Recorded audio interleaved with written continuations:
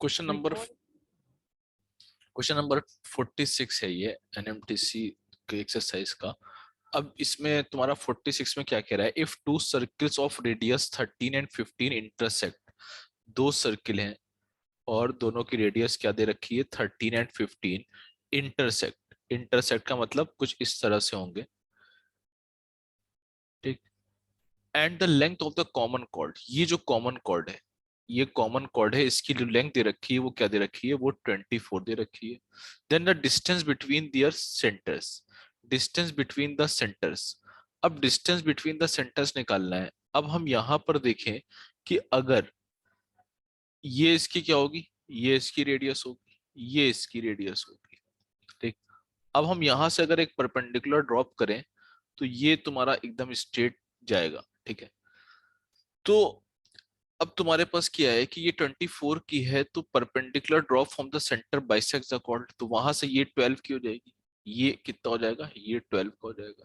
और ये तुम्हारा 13 पहले से दे रखा है, तो 13 और 12, तो ये ट्रिपलेट बन जाएगा किसका, 5 आ जाएगा। ये 12 दे रखा है और ये 15 दे रखा है। अब 12 और 15 ये किसका ट्रिपलेट होता है, 15 9 12, तो ये तुम्हारा 9 आ जाएगा। ट्रिपलेट नहीं याद हो तो पाइथागोरस से निकाल सकते हो। तो ये 9 और ये 5 आएगा, तो ये मिला के कितना हो जाएगा, डिस्टेंस बिटवीन द सेंटर्स 9 + 5 = 14। तो आंसर तुम्हारा क्या होगा, 14। नेक्स्ट क्या है, क्वेश्चन नंबर 47। 47 कह रहे हैं गिवन ए ट्रायंगल, कोई ट्रायंगल दे रखा है तुम्हारे पास। गिवन ए ट्रायंगल, तुम्हारे पास कोई भी एक ट्रायंगल है इस तरह से, ठीक। Given A triangle of area 80 centimetre square, यानी कि इसका एरिया जो दे रखा है वो 80 सेंटीमीटर स्क्वायर दे रखा है।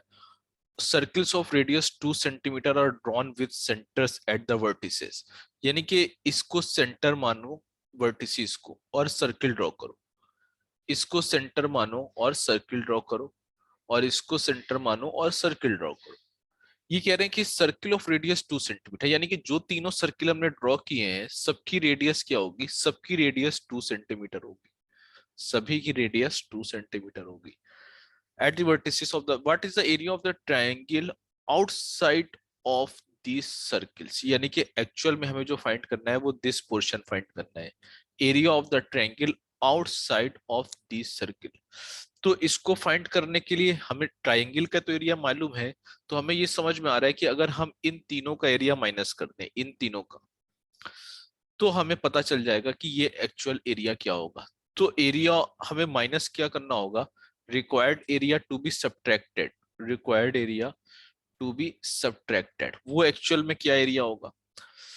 तुम्हें मालूम है कि एरिया ऑफ सेक्टर क्या होता है, अगर ये इसकी रेडियस r है, ये कोई भी एंगल θ1 बना रहा है, तो एरिया ऑफ सर्कल होगा तुम्हारा πr² θ1/360 डिग्री।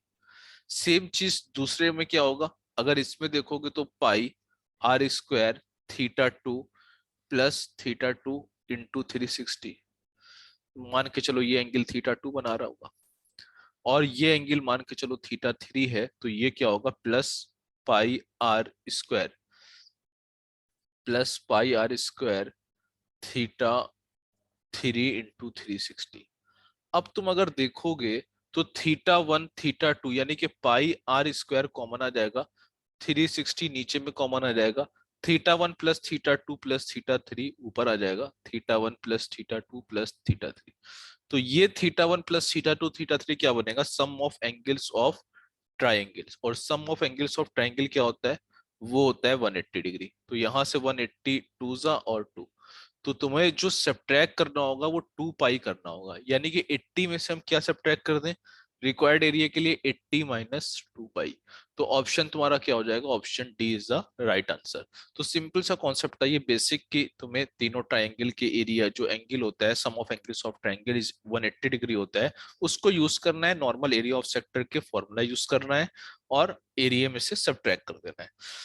नेक्स्ट क्वेश्चन देखते हैं, क्वेश्चन नंबर 48। क्वेश्चन नंबर 48 क्या दे रखा है, in the diagram 4, question number 48, 4 semi circles of radius 1 centimetre, ये जो सेमी सर्किल है ये 1 सेंटीमीटर के दे रखे हैं, 1 सेंटीमीटर के, each with their centers at the midpoint of the sides of the square, ठीक, 1 सेंटीमीटर के हैं, और जब तुम्हें मालूम है कि mid point of the side of square है तो इसके मतलब साइड ऑफ द स्क्वायर 2 हो जाएगी। उसके बाद तुम्हें ये दे रखा है circle is inscribe touching all the 4 circles, जो बीच में सर्किल दे रखा है वो क्या है, inscribe touching all the 4 circles, the radius of the inner circle. तो अगर हम इसकी रेडियस आर माने तो ये बीच का जो होगा, वो जो लाइन खींची हमने वो क्या हो जाएगी, वो 2r हो जाएगी। ठीक, तो हम यहां से एक चीज देख सकते हैं कि ये जो लिखा हुआ है वो क्या होगा। देखो, ये तुम्हारे पास 2r बीच का आएगा, +1 ऊपर का और +1 नीचे का, तो ये होगा 2। और ये किसके बराबर होगा, ये तुम्हारा बराबर होगा, किसके बराबर हो जाएगा, थोड़ा सा एक मिनट इसको फिगर थोड़ा सा बड़ा करके बनाते हैं, एक मिनट। देखो, एक्चुअल में इसमें एक चीज और ध्यान देनी होगी तुम्हें, ये सर्किल मिड, हाँ, इधर diagram 4 semicircle of radius 1 centimetre, radius 1 centimetre दे रखी है, लेकिन ये मिड पॉइंट पे नहीं दे रखा है। ये फिगर तुम्हारा यहाँ पे क्लियरली ऐसा नहीं है कि पूरा सर्किल हो, क्योंकि अगर यहाँ पे मिड पॉइंट पे दे रखा होता तो हम 2 लेते, अभी ये मिड पॉइंट पे नहीं दे रखा है। यहाँ पर इस तरह से 1 होगा और ये 1 होगा और बीच का 2r होगा, तो एक चीज तो समझ में आ रही है, 2r+2 होगा, ये 1 और बीच का अगर हमने r रेडियस मान ली है तो 2r+2। लेकिन ये 2r+2 किसके बराबर होगा, साइड ऑफ द स्क्वायर के बराबर होगा। But side of the square हम पता कैसे करेंगे, साइड ऑफ द स्क्वायर के लिए क्या होगा, साइड ऑफ द स्क्वायर के लिए हम क्या निकाल सकते हैं, साइड ऑफ स्क्वायर अगर हम देखें तो वो तुम्हारी क्या होगी, तुम यहां पर एक चीज कर सकते हो, एक और सर्किल बना, एक और एक स्क्वायर ऐसे बनाओ, ठीक, ये, क्योंकि अभी ये वन ये 2 और अब ये जो स्क्वायर बनेगा ये 2 साइड का बन जाएगा। अब तुम ये देखो कि ये जो स्क्वायर है वो 2 साइड का है, तो हम ये कह सकते हैं ये बीच वाला क्या होगा, डायगोनल ऑफ द स्क्वायर। तो इसकी तो साइड तुम्हारे पास 2 दे रखी है, और ये 2 दे रखा है, ये 2 दे रखा है, ये 2 दे रखा है, क्योंकि ये तुमने जब ज्वाइन किया तो 1 1 2 1 1 2 1 1 2 1 1 2, तो ये जो आएगा वो एक्चुअल में डायगोनल ऑफ दिस स्क्वायर आएगा, वो क्या होता है, √2 × r, √2 साइड, यानी कि 2√2 आएगा। तो 2r इज इक्वल टू 2√2 - 2, तो r इज इक्वल टू तुम्हारा आ जाएगा √2 - 1। तो आंसर क्या होगा, √2 - 1 होगा। नेक्स्ट क्वेश्चन क्या है, 49। 49 क्वेश्चन में क्या है, 2D। देखो 49 क्वेश्चन में एक तुम्हें एक थ्योरम लिखनी पड़ेगी, उसका स्टेटमेंट, उसी से ये क्वेश्चन होता है। इसमें क्वेश्चन में ये कह रहे हैं 2D the mid point of the side BC of A triangle. पहले हम वो थ्योरम बता दें जो इसमें यूज होने वाली है, वो मेनालस थ्योरम होती है, मेनालस थ्योरम। इसका स्टेटमेंट क्या होता है, इसका स्टेटमेंट होता है if a transversal cuts the sides BCCA AB of triangle ABC at DEF, then BD upon DC into CE upon EA into AF upon FB is equal to 1। यानी कि अगर कोई इस तरह का ट्रायंगल दे रखा है तुम्हारे पास, इस तरह का ट्रायंगल दे रखा है,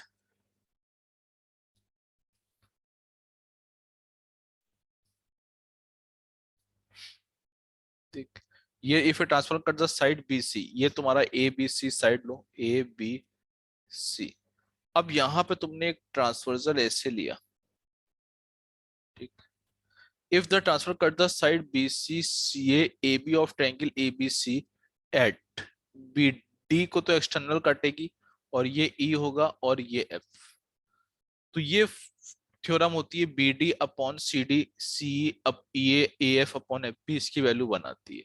तो अगर तुम यहां पर देखोगे तो ये कह रहे हैं 2D, D यानी कि ये इस क्वेश्चन के लिए पहले ये स्टेटमेंट हो गया, फिर हम इस क्वेश्चन के लिए बनाते हैं, दो D the mid point of the side BC of triangle ABC. ABC अगर हमने ट्रायंगल बनाया, अब हम इससे कह रहे हैं D the mid point of the side BC. ये D mid point of the side BC of triangle, a straight line is drawn to meet AC at E, AC at E and AB produced at F, ठीक, so that AE is equal to AF, AE is equal to AF, then the ratio of BF ratio C। अब तुम अगर इस triangle में अगर तुम लगाओगे, अगर तुम इस ट्रायंगल में लगाओगे, जो हमने स्टेटमेंट लिखाया है वो लिखाया था थ्योरम का, वो इस ट्रायंगल में अप्लाई करोगे तो तुम क्या आएगा इसमें, देखो C upon EA into BF into, हाँ, AF अपॉन BF इंटू क्या हो जाएगा AF, C upon AE into AF upon BF into BD upon CD, BD upon CD is equal to 1। ठीक है, जो ये स्टेटमेंट था, if a transversal cut the side BC CA AB of triangle ABC at DEF, then तुमने देखा था BD पूरा आ रहा था और ये CD, ठीक, यानी कि CD और BD CD, फिर CA CE और EA CEA और AF BF और उसके बाद BD CD। तो सेम चीज इसमें आ रही है, क्या हो रही है, CEA और तुम्हारा आ रहा है BD CD और AF अपॉन BF। ठीक, तो यहां से तुम अगर देखोगे तो तुम्हें, क्योंकि क्या दे रखा है इसमें, AE और AF दे रखा है, AE और AF कट जाएगा, और B क्या दे रखा है तुम्हारे पास, हाँ, D द मिड पॉइंट दे रखा है, तो BD और CD भी दे रखा है, तो सीधे सीधे क्या बच रहा है, BF और CE बच रहा है। तो BF और CE क्या हो जाएगा, CF upon BF upon CE क्या हो जाएगा तुम्हारा, वो BF और C 1 हो जाएगा, C और BF 1 हो जाएगा, सीधे सीधे 1 हो जाएगा। तो मेनालस थ्योरम इसमें लगेगी 49 में। नेक्स्ट क्वेश्चन 50, क्वेश्चन नंबर 50 क्या कह रहा है, in the bigger of two concentric circles of chord AB and AC are at D, then BC is equal to, ये एक सिंपल सा क्वेश्चन है, the perpendicular drop from centre bisects the chord, इन दोनों को पार्ट करिए, perpendicular drop from the centre bisects the chord. अब यानी कि अगर तुमसे रिलेशन पूछा है BC और DE का, BC और DE के रिलेशन में देखो क्या होगा, ये डी दिख रहा है, सीधे सीधे तुम्हें दिख रहा है डी और ई mid point of the side of the triangle. अब तुम्हें मिड पॉइंट थ्योरम से पता ही है कि if line is the line joining the midpoint of two sides of triangle is parallel to and is half of uh, the third side, तो फिर ये क्या होता है, D is half BC होता है, यानी कि सीधे सीधे क्या हो गया, BC is equal to 2D। तो ये तो डायरेक्ट मिड पॉइंट थ्योरम का एप्लीकेशन है। Next question, question number 51, question number 51 थोड़ा सा समझने का क्वेश्चन है, the internal bisector A of the angle of triangle ABC is, देखो ये तुम्हारा कोई ट्रायंगल है, हमने कोई ट्रायंगल लिया इसमें, ठीक,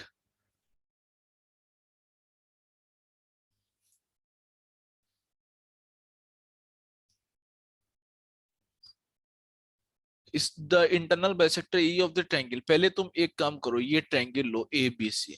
अगर तुमने केस फर्स्ट में हमने कहा, मान के चलो A B is equal to A C, अगर A B is equal to A C ले रहे हो, यानी कि अगर तुम ट्रायंगल को आइसोसेलेस ले रहे हो, तो तुम्हें मालूम है कि अगर हम परपेंडिकुलर ड्रॉप करेंगे तो right angle hypotenuse side congruency से ये दोनों कॉन्ग्रुएंट होता है, ये एंगल बराबर हो जाता है, ये साइड भी बराबर हो जाती है।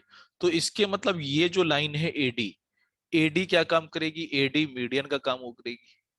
ऑल्सो तुम कह सकते हो एडी क्या है, एडी ऑल्सो एंगल बाइसेक्टर है, एंगल बाइसेक्टर भी है, एडी मीडियन भी है, एडी एंगल बाइसेक्टर भी है।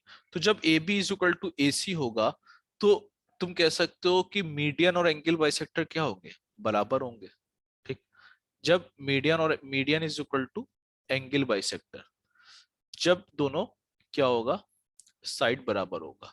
नेक्स्ट अगर हम केस देखें, केस सेकंड, केस सेकंड में अगर हम देखें इस ट्रायंगल में, मान के चलो ये ए बी सी है और हमने ले लिया A C is greater, A B is less than A C, या A C is greater than A B. अब जैसे ही तुम अगर ए सी को बड़ा ले रहे हो, अब तुम यहाँ परपेंडिकुलर ड्रॉप करो तो तुम्हें एक बात समझ में आएगी, क्योंकि ये अगर 90 है तो A C is greater than A B है। ए सी बड़ा है यानी कि ए सी स्क्वायर भी बड़ा होगा। ये पोर्शन कॉमन है, ये जो हाइपोटेन्यूज है वो कॉमन है।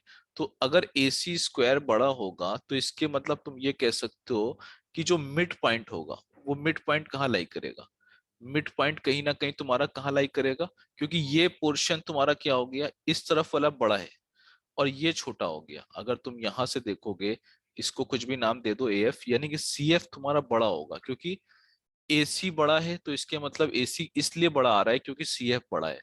बी एफ छोटा होगा क्योंकि ए बी छोटा है, क्योंकि हाइपोट ये तो बी वाली लाइन तो कॉमन है, एक साइड कॉमन है ए एफ। तो वहां से हमें समझ में आता है कि मिड पॉइंट जो लाई करेगा वो कहीं ना कहीं यहाँ लाई करेगा। मिड पॉइंट तुम्हारा कहाँ लाई करेगा, यहाँ लाई करेगा। मिड पॉइंट इस तरफ आ जाएगा, ये तुम्हारा मिड पॉइंट हो गया, यानी कि मीडियन तुम्हारी ये हो गई। अब अगर मीडियन तुम्हारी इस तरफ आ गई तो फिर अब तुम्हें पता है कि अगर मीडियन ये है, अब तुम्हारे पास एंगल बाइसेक्टर।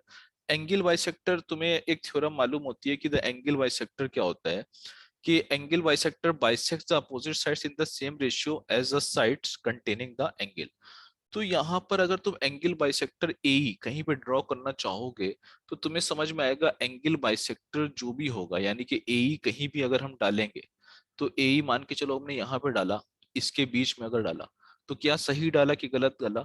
तो देखो बी रेशियो ए सी क्या आना चाहिए, बी रेशियो ए सी वही आना चाहिए जो ए बी और ए सी का रेशियो, और ए बी रेशियो ए सी क्या होगा, लेस देन 1 होगा। तो B ratio A C less than 1 तभी आएगा जब ये ए, तो ए तुम्हारा इसके अंदर आएगा, यानी कि ए डी से पहले आएगा। तो एंगल बाइसेक्टर तुम्हारा ए यहाँ पे आना चाहिए, ठीक है, तभी तुम्हारा ये रेशियो लेस देन 1 देगा। क्योंकि ये, वरना अगर इस तरफ आएगा तो ये मिड पॉइंट से इधर आ जाएगा तो ये बड़ा हो जाएगा, ए बड़ा हो जाएगा और वो बी बड़ा होने लगेगा, इसी छोटा होने लगेगा, जो कि 1 से बड़ा आने लगेगा। तो इसके मतलब ए इन तीनों के बीच में आएगा। यहां से तुम देखो ये 90 डिग्री है, तो 90 डिग्री से कौन सा दूर है, ए दूर है कि एडी दूर है।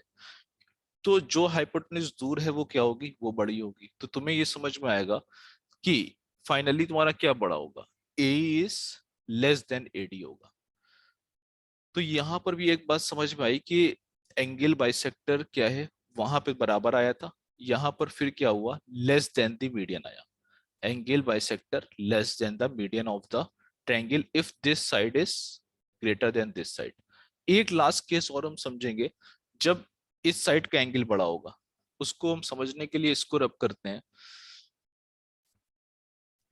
इसको रफ कर देते हैं, ठीक है, इसको लिख सकते हो, उसके बाद हम लास्ट केस समझते हैं। चलो लास्ट केस में तुम ये लो, ट्रायंगल ऐसे ही लो, ठीक, ये ए है और ट्रायंगल तुम ये लो, और अब हम ये देखेंगे कि अगर ये ए है और ये बी है और ये सी है, ठीक, फिर अब हमें क्या लेना होगा, A B is greater than A सी।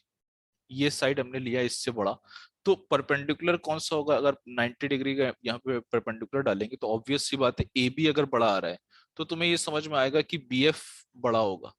तभी तो ये बड़ा आया होगा, क्योंकि ए बी बड़ा का मतलब ए बी स्क्वायर बड़ा, यानी कि बी एफ बड़ा होगा। बी एफ बड़ा होने का मतलब क्या है, मिड पॉइंट कहाँ लाई करेगा, यानी कि मीडियन हम जब ड्रॉ करेंगे तो कहीं ना कहीं एडी इधर आएगा। अब एडी इधर आ गया, मीडियन है, मीडियन तो इधर आ गया, लेकिन तुम्हें मालूम है कि जो मीडियन हम ड्रॉ करते हैं यानी कि बी डी और डी सी, वो सेम रेशियो की किसका आएगा, ए बी अपॉन ए सी। तो अब क्या आना चाहिए वो, अब ए बी ए सी क्या आ रहा है, ग्रेटर देन 1 आ रहा है।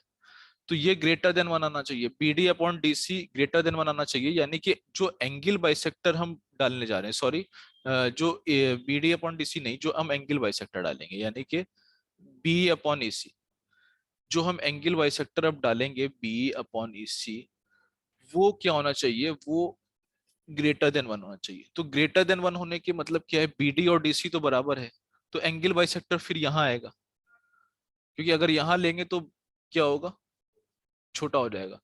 अब फिर हमने देखा कि एंगल बाइसेक्टर तुम्हारा कहाँ आएगा, यहाँ आएगा, तो फिर एंगल बाइसेक्टर यहाँ आएगा, तो फिर क्या होगा, फिर परपेंडिकुलर जो है 90 उससे दूर है ये, और ये इससे करीब है, तो इसके मतलब फिर क्या हो जाएगा, AD ग्रेटर देन ए। तो हमने तीनों केस में देखा कि the internal bisector is not greater than the median of दो ए ऑफ ऑल ट्रायंगल्स। तो ये तुम्हारा क्वेश्चन नंबर 51 था। क्वेश्चन नंबर 52 देखते हैं। कंपेरेटिवली थोड़ा सा इजी क्वेश्चन है ये 52। 52 क्वेश्चन में क्या कह रहे हैं, in the adjoining diagram ABC is an equilateral triangle. ये तुम्हारा इक्विलेटरल ट्रायंगल है और ये बीसीडी स्क्वायर है। इसका साइड तुम्हें 2010 दे रखा है, ये 2010 दे रखा होगा, ये 60 दे रखा होगा, ये 90 होगा। ये सब हमें चीजें पता है। क्यों पता है, क्योंकि हमें मालूम है कि अगर इक्विलेटरल ट्रायंगल है तो ये एंगल 60 होगा, ये 90 होगा, तो ये मिला के 150 तो हो ही जाएगा।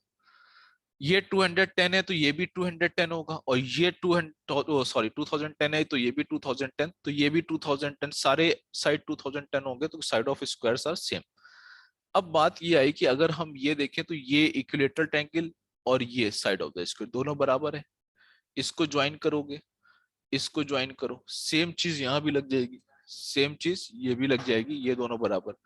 तो ये 150 है तो ये एंगल क्या हो जाएगा, ये एंगल तुम्हारा 15 15 हो जाएगा, क्योंकि दोनों एंगल का सम 30 और बराबर बराबर बांटोगे तो 15। ये 15 सेम चीज इधर भी 15 आएगा।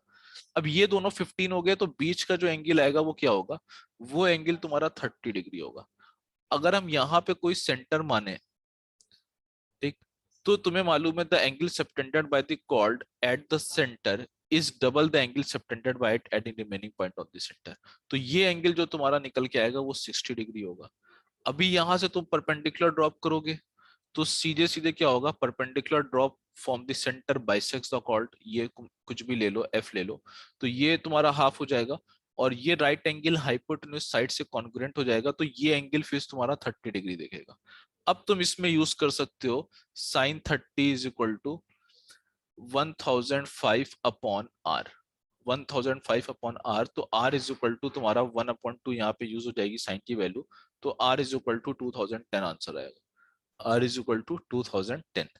ठीक है, थोड़ा सा समझने का था, बहुत ज्यादा डिफिकल्ट नहीं था, बट तुम्हें थोड़ा सा छोटा दिख रहा है, थोड़ा सा समझ लो इसको, कि बस इसमें करना क्या है कि साइड ऑफ इक्विलेटरल ट्रायंगल जब तुम्हारी स्क्वायर के बराबर होगी, तो ये दोनों एंगल बराबर, ये 150 तो ये 13 के बराबर बराबर बटेगा तो 15, इधर भी 15 आएगा, इधर भी 15, तो बीच का 60 होता है, तो वहां से ये 30, फिर angle subtended by the chord at the centre वाली थ्योरम, वहां से ये 60, फिर परपेंडिकुलर अगर ड्रॉप करोगे यहाँ से तो ये बाइसेक्स करेगी कॉर्ड को, और कॉन्ग्रुएंसी से ये एंगल तुम्हारा फिर वापस 30 दे देगा।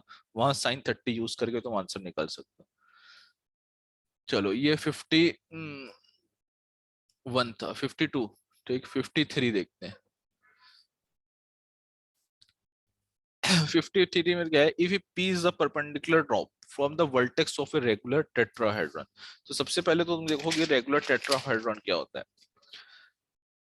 देखो रेगुलर टेट्राहेड्रन क्या होता है, regular tetrahedron is a tetrahedron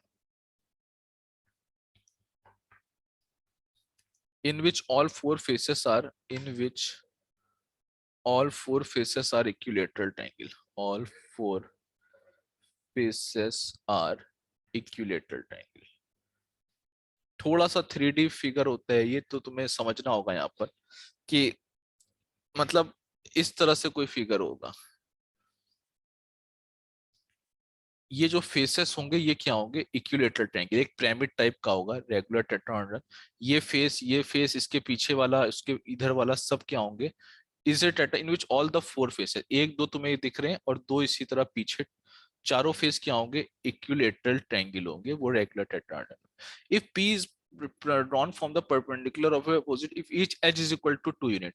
देखो अगर इसकी एच 2 यूनिट दे रखी है तो तुम्हें एक बात तो समझ में आएगी कि अगर ये दे रखी है तो हम इसकी ये निकाल सकते हैं, तुम्हारे पास इसको तुम ए सी लिख सकते हो, ए सी तुम आराम से निकाल सकते हो, क्योंकि ये क्या होता है √3/2 into side of equilateral triangle, तो वहां से √3, ये ए सी हो गया। अब देखो जो परपेंडिकुलर आएगा वो कहाँ आएगा, परपेंडिकुलर कहीं बीच में आएगा, इसको थोड़ा सा 3D एज्यूम करो तो पी ये आएगा। अब देखो ये जो ACI है वो तुम्हारा 3 रेशियो है, 3 रेशियो, लेकिन अगर तुम यहाँ पर ये डिस्टेंस की बात करोगे तो ये एक्चुअल में ये जो डिस्टेंस आएगी वो इस तरह से जो बेस वाला इक्विलेटरल जो होगा, इक्विलेटरल ट्रायंगल, उसका ये पॉइंट होगा, यानी कि यहां से यहां तक, और ये परपेंडिकुलर गया होगा। तो इसकी अगर लेंथ हम बात करें तो इसकी लेंथ कितनी होगी, 2 रेशियो। तो 1 रेशियो तुम्हारी क्या हो रही है, √3/3, यानी कि 1/√3। ठीक। तो 2 रेशियो क्या हो जाएगा, 2 रेशियो तुम्हारा हो जाएगा 2/√3। तो यानी कि ये जो लेंथ एक्चुअल में है वो 2/√3 हो जाएगा। और ये तुम्हारा हमने निकाल रखा है √3, तो हमें P निकालना है। तो P निकालने के लिए हम क्या कर सकते हैं, P² = तुम्हारा डायरेक्ट आ जाएगा ये, 1 मिनट, ये तुम्हारा कितना आ गया, वहां AC = √3। और ठीक है, 1 मिनट, ये तुम्हारा थोड़ा सा इसको एज्यूम करके देखते हैं, 1 मिनट, 1 मिनट, ये तुम्हारा क्या हो गया, ठीक, 1 मिनट, इसको थोड़ा सा देख लो, ये थोड़ा सा फिगर इस तरह से बनेगा। ठीक। और ये तुम्हारा कहीं ना कहीं ऊपर आएगा, थोड़ा सा ऊपर आएगा, ये P होगा। और ये तो तुम्हारा AC अभी हमने निकाल के दिखाया, ये 1 ही रेशियो आएगा, ये 1 रेशियो आएगा, क्योंकि उधर से तुम देखोगे तो ये 1 रेशियो आएगा सिर्फ। तो ये 1 रेशियो आएगा, तो 3 रेशियो √3 है, तो 1 रेशियो क्या हो गया, 1/√3। और ये P है, और ये तुम्हारा AC 3 है। तो जो P² होगा वो क्या होगा, तुम्हारा √3² -1/√3² होगा। थोड़ा सा 3D में इसको एज्यूम करके देखोगे तो दिखेगा, तो वहां से तुम्हारा ये आंसर आ जाएगा। इसका आंसर तुम्हारा 53, 53 का D। ठीक है, ये तुम्हारा आंसर आ जाएगा, 3 - 1/3, 9 - 1, 8/3। तो ये तुम्हारा आंसर आ गया, P = √8/3।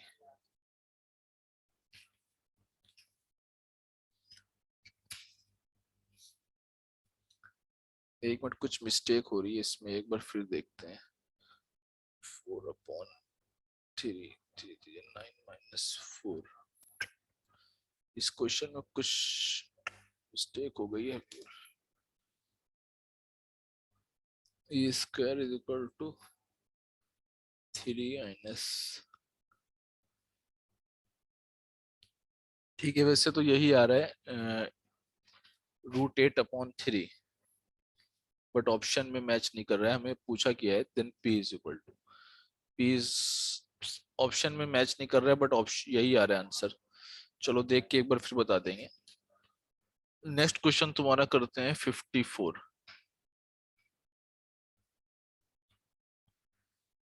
ये इजी सा क्वेश्चन है, P is a point inside an equilateral triangle. P is a point inside an equilateral triangle of side 210 units.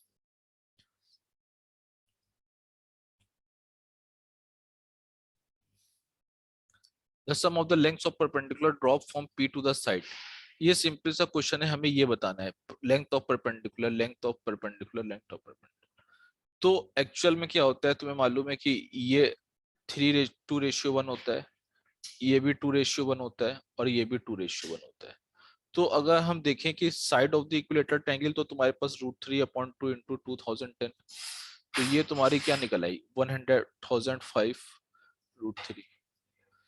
ये तो तुम्हारा जो निकला है वो 3 रेशियो निकला है, 1005 रेट। ठीक। और हमें अगर लेंथ ऑफ परपेंडिकुलर चाहिए तो ये चाहिए, ये चाहिए, ये चाहिए, और ये 1 रेशियो, ये 1 रेशियो, ये 1 रेशियो, तो एक्चुअल में 3 रेशियो ही का आंसर बताना था, 1005 √3। तो ये आंसर 1005 √3 हो जाएगा। Next question 55। 55 क्वेश्चन तुम्हारा क्या है, ABCD is a rectangle, ABCD is a rectangle, ABCD is a rectangle in which AB is equal to 8, AD is equal to 9, E is on AD such that D is equal to 4, यहां से लेके ये 4 दे रखा है। H is on BC, H तुम्हारा BC पर है कहीं पर, such that BH is equal to 6, ये तुम्हारा 6 दे रखा है। ठीक। EC and AH cut at G, EC and AH यानी कि तुम यहां से प्रोड्यूस करोगे AH और EC, EC एंड AH जो कर रहे हैं वो क्या कर रहे हैं, तुम्हारा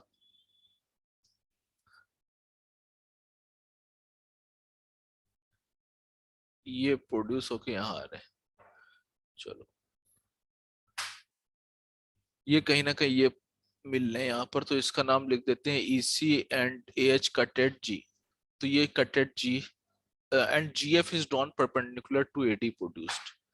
GF जो है वो परपेंडिकुलर टू AD प्रोड्यूस, यानी कि अगर AD को प्रोड्यूस किया जाए तो ये GF तुम्हारा क्या हो जाएगा, ये परपेंडिकुलर हो गया। GF is perpendicular. अब हमें इसमें क्या बताना है, देन GF की वैल्यू बताना है। ये पर अगर यहाँ से मिला लो, ये रेक्टेंगल है तो स्ट्रेट लाइन मिला लो, यहाँ से 90 हो जाएगा। इसको x मानते हैं और ये तुम्हारा क्या हो गया, 8 हो गया। सबसे पहले हम देखें, अगर ये 4 है और ये तुम्हारा 6 है, ये 8 है। ठीक। ये तुम्हारा 4 8। अब तुम्हारे पास सबसे पहले क्या दिख रहा है, DC और सबसे पहले हम देखते हैं GC, ये क्या है, GC और C, GC और C का रेशियो किसके बराबर होना चाहिए तुम्हारा। ठीक है, इसमें देखते हैं। देखो ये तुम्हारा जो दिख रहा है GC अपॉन G, ये पूरा 9 दे रखा था, ये पूरा 9 दे रखा था, ये 6 दे रखा है, तो ये तुम्हारा 3 हो जाएगा, ये तुम्हारा 3 हो जाएगा, और ये 4 है तो ये 5 है। ठीक। तो कहीं ना कहीं सबसे पहले हम ये कह सकते हैं कि GC अपॉन G, इनका रेशियो तुम्हें मिल जाएगा 3/5।